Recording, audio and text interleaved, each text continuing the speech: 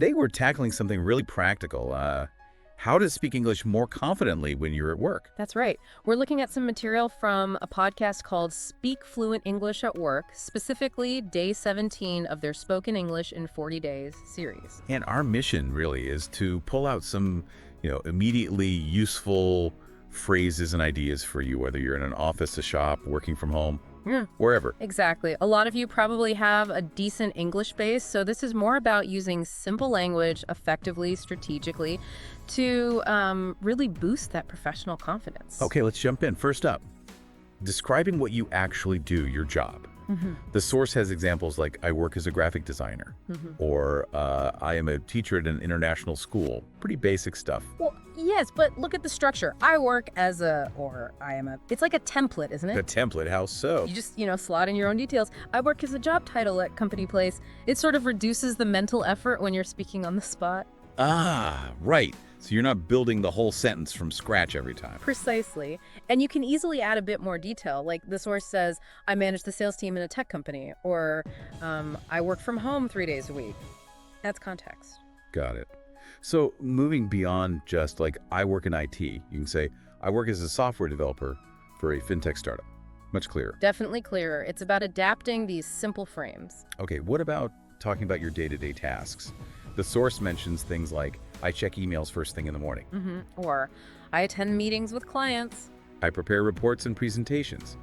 These verbs check, attend, prepare, they're quite active, aren't they? They are. And using strong, clear action verbs like that makes what you do sound, easier to understand. It gives a snapshot of your routine. Yeah, paints a picture. And while these tasks might seem common, think about how you communicate them. Saying, I attend meetings is okay, but maybe adding with clients or with the development team gives important specifics. Good point. Okay, now the classic question. So, what do you do at work? The source suggests some short answers, like, I handle customer support. Or I design social media posts, I organize events and meetings. Why focus on these short answers? Why are they effective? Well, think about it. They're concise, right? They give the main point quickly. Easy to grasp. Exactly. The other person gets the core idea without being overloaded with details straight away. It can actually be a better starting point for, a longer conversation if they're interested. Okay, get straight to the main responsibility. Makes sense. Let's shift to office communication, interacting with colleagues. Right. Politeness and clarity are key here. The source highlights phrases like, could you please send me the file? That please makes a difference. It absolutely does. Compare it to just send me the file. Yeah. It sets a more collaborative, respectful tone. Essential for teamwork, wouldn't you say? Totally. What else? Let's discuss this after lunch. Good one. Manages time and expectations, or I'll get back to you shortly. Ooh, that's a crucial one. Instead of leaving someone hanging. It builds trust. People know you've heard them and you'll follow up. And also, do you need any help with that? Yeah, offering support.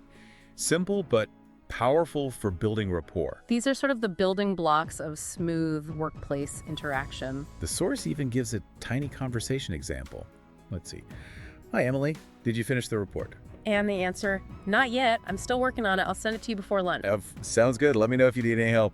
Finally, thanks, David. I appreciate it. It's incredibly simple. But look how much happens. Status update, clear timeline, offer of help, polite acknowledgement, all in 4 lines? Yeah, it shows you don't need complex language for effective communication. Clarity and a bit of politeness go a long way. That's the core message, really. So wrapping this up, what's the main thing you want people to take away from this deep dive? I think it's what the source itself emphasizes. Fluency, or maybe just confidence, really grows with consistent practice, even brief daily practice. Like using these simple phrases we talked about. Exactly. Talking about your job, your tasks, using those polite phrases and interactions, it all adds up. Simple language used consistently makes a huge difference over time. Okay, so here's a final thought for you listening. Think about 1 or maybe 2 specific phrases we discussed today. Perhaps a clearer way to describe your role or a polite request you often need to make. Right, pick one. And consciously try to use it tomorrow at work. Just intentionally slip it into a conversation. See how it feels. How might that small act affect your communication and maybe even, your overall confidence? It's a small step, but deliberately practicing like that can have a surprisingly big impact. Give it a try.